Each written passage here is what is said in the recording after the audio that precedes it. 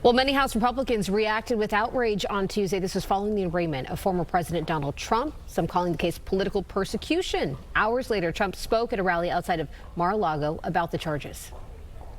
This is where we are right now. I have a Trump-hating judge with a Trump-hating wife and family whose daughter worked for Kamala Harris and now receives money from the Biden-Harris campaign. So now supporters of the former president are questioning whether he can get a fair trial in Manhattan. Representative Nicole Malliotakis, she represents Staten Island. She's calling for a change of venue to her borough. What do you think, Congresswoman? Nice to have you back on Good Day New York. I mean, really, what are the chances of this happening? Well, look, I think it should be considered, certainly. I mean, you have a borough here where less than 15% voted for President Trump. It's well known that he's... You're talking about Manhattan. In Manhattan. Yeah. Well known that he's disliked here. In fact, they elected a district attorney who campaigned on that they were going to get President Trump. So it would be more fair to change the venue to Staten Island, where Democrats still outnumber Republicans, but at least it's a little bit more balanced. Look, the district attorney here is clearly targeting the president. We see how this district attorney refuses to do his actual job, which is to keep the people of this city safe. You have just a guy last week, 90 prior arrests, and his felony charge for robbery was dropped down to a misdemeanor and was allowed to walk.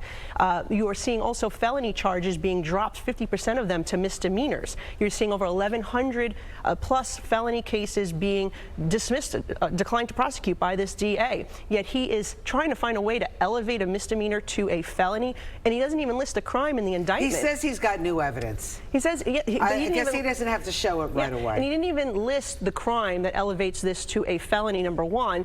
And whatever he's talking about, actually, the Biden DOJ, Department of Justice, Federal Election Commission, and his predecessor, Cy Vance, all declined to prosecute this. So, well, he says he's got new evidence. Well, we'll see. We'll see. But so I'm just going to keep saying that's what he says. That's what he says. But when he was asked by the reporters what elevates this to a felony, he refused to answer the question. Let me ask you something, because, I mean, a lot of people are concerned about this. It opens the door to every politician now, because former President Trump is facing other possible charges, right? Including classified documents, the way they were handled. Joe Biden, when he was vice president after he left, D.C., he now is being scrutinized about where he put his documents, and he can't unclassify them. He wasn't the president, he was the vice president. That's correct. And even Hillary Clinton, who had classified documents on her server and then went on to delete him. What you're seeing here is exclusive prosecution of our former President Trump. But this is going to be terrible for politics. You're right. It is a constitutional crisis that they've created, and quite frankly, this is not the first time we've seen the left wing do this. Remember, they attempted to pack the Supreme Court, radically change our election laws. They attempted here in New York City to allow non-citizens to vote in our elections. They tried to gerrymander districts like mine to tilt the scale. They are doing all these things to interfere at the end of the day with our election and democracy. Well, let me ask you big picture, though, because when we're looking at what's happening here, he's running for president. The trial's going to go forward. While he's probably running for president, as of right now, the numbers for him gives him the GOP nomination. How does that make you feel? What is your thought process on the whole thing?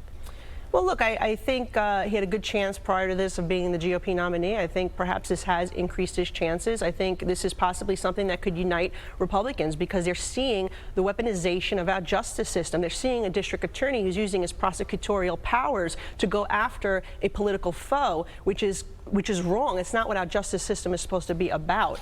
And that is why you're seeing, I think, so much outrage across the political spectrum. Look, even the thing is, you still got to make sure that you get it. Yes, and ABC. I mean, even his opponents are calling him, calling this a politically. But if he's running for president while these trials are going on, don't you think that's going to just kind of batter him? Because you got to win independence. Well, and that's what I'm saying, and that is why this is the Democrats' latest attempt to interfere in our elections and to undermine our democracy, just like they tried to change the election laws, allow non-citizens to vote, and all the other antics that they pulled over the last 2 years, while accusing Republicans of being the ones of interfering. Unbelievable. Can we talk a little bit, because I know you've been doing some work in D.C. on congestion pricing. You have gotten bipartisan support from Josh Gottheimer. in New Jersey.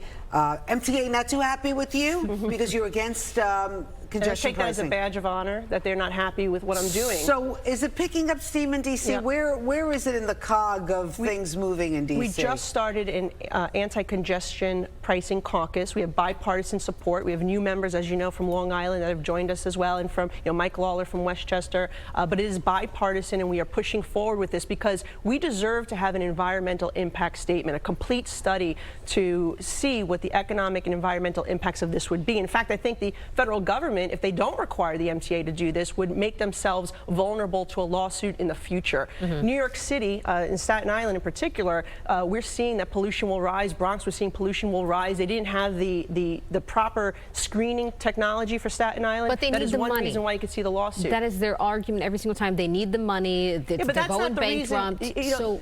But that's because they are fiscally incompetent. They are mismanaging the agency. Let me tell you, they just got $15 trillion bailout from the federal government. Yeah. Where's this money going? That is why I introduced a bill to audit every dollar that the MTA has received, because it's never enough. At what point will it be enough? Because when Kathy Hochul said we passed the infrastructure bill, that they wouldn't need to raise tolls or fares for till 2025. And here we go again, not only trying to raise tolls and fares, but now they want to implement congestion pricing too. That will cost New Yorkers thousands of dollars. If you're a nurse driving in at 5 a.m., if you are a waiter who leaves your work at 2 a.m., you don't feel comfortable riding the subway system, you are driving. Look, if they want more people to ride the subway, make it safe, protect New Yorkers, and then more people will feel comfortable riding the system. Well, speaking about riding, you also recently just tried to work on the bill that helps reduce some energy costs. This will relate to gas prices, which I know are going to be going up in the summer. Explain to us what that means. Yeah, look, President Biden came in day one and implemented anti-energy policies that drove prices up at the pump. Food costs, you got to transport the food. It costs energy to do so. You manufacture goods. It costs energy to do so. So electric bills, all these increased costs are as a result of President Biden's policies because he slowed down, I should say, domestic production. Yeah. We can ramp up that domestic production, make sure we have a made in America energy that creates American jobs and lowers costs for American families. That's what our bill does. And guess what? That also passed with bipartisan support. So we should all call Senator Schumer and tell him to bring this bill up for a vote. Oil reserves. I think everybody's starting to get nervous about that because the oil reserves are being depleted, right? To 1984 levels, okay, and he's selling some of that to communist China. We've actually put in a bill to prevent that sale, those sales from going forward, and that also passed with bipartisan support. You should call Senator Schumer and tell him to bring it up in the Senate. Yeah, so where is that? These two bills have to pass the Senate. But again, the fact that they passed with bipartisan why are you rolling your eyes? There's no reason why they shouldn't be brought up in the Senate. Right, why aren't they brought up in You the should have Senate? Schumer on and ask him. Okay, good idea. Reach out. Congressman Malliotakis, thank you for always representing us in D.C. It can be a little tricky navigating this. A little. She's like a lot. And slow moving sometimes, right? Look, we have a lot to work to do, and that's why all this stuff has been a distraction. Let's get to the work of reducing inflation, reducing energy costs, and getting our streets safe and our border secure. All right. Thank you so much.